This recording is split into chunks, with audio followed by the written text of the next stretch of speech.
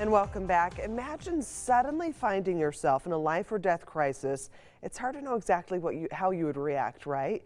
Well, a group of local police officers recently found themselves in that very situation.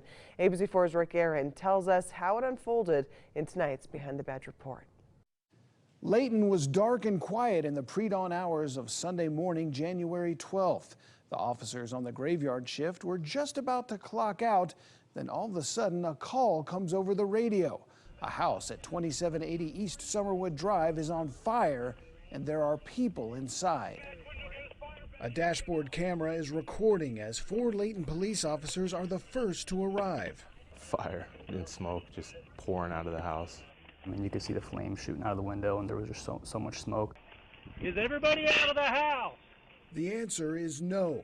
2 residents in the driveway say a woman is trapped in the basement. Officer Mitchell Porter tries the front door and Officer Samuel Rockwell the back door. Neither can get more than a step inside because of the smoke. They join Officers Braden Peterson and Cody Bowman near a rear window well and break the glass. All of a sudden the smoke just starts pouring out even thicker, and it just completely consumes that whole window well. Porter basically disappears in the smoke, and I see him leaning over, coughing his lungs out pretty much. But through the choking blackness, a sound. We heard coughing, and we could hear kind of the moaning and the groaning coming from somewhere in the basement. It was, kind of a shriek like, someone help me.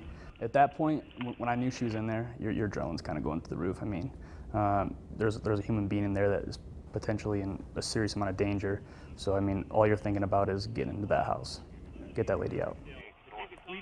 She somehow makes her way to their voices and reaches toward their outstretched arms. So we grab a hold of her arm, and we're yanking on it, trying to get her out of the window, but the angle we were at was just, we couldn't get her out. Officer Bowman jumps into the window well and is able to get enough of her out where the rest of us can latch onto her body and pull her out of the window. But once we got her hand and we got to a point, it's almost like she just gave up. She had been struggling so much. The woman collapses, and Officer Peterson carries her away from the burning house. So I threw her over my shoulder, ran around, climbed over this little 3-foot fence that just about killed me, and then ran her out front to the paramedics.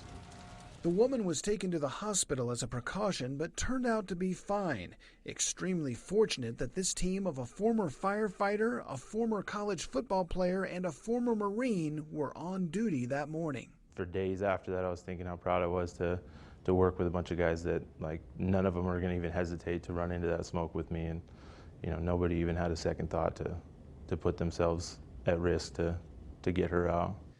Each of the officers told me that anyone would have done what they did that morning, and they're not really heroes. I think just about everybody, especially that woman, would disagree. For Behind the Badge, I'm Rick Aaron, ABC4 News. Yes, well, to see more Behind the Badge stories or to nominate an officer for Rick to profile, head to our website, abc4.com/badge.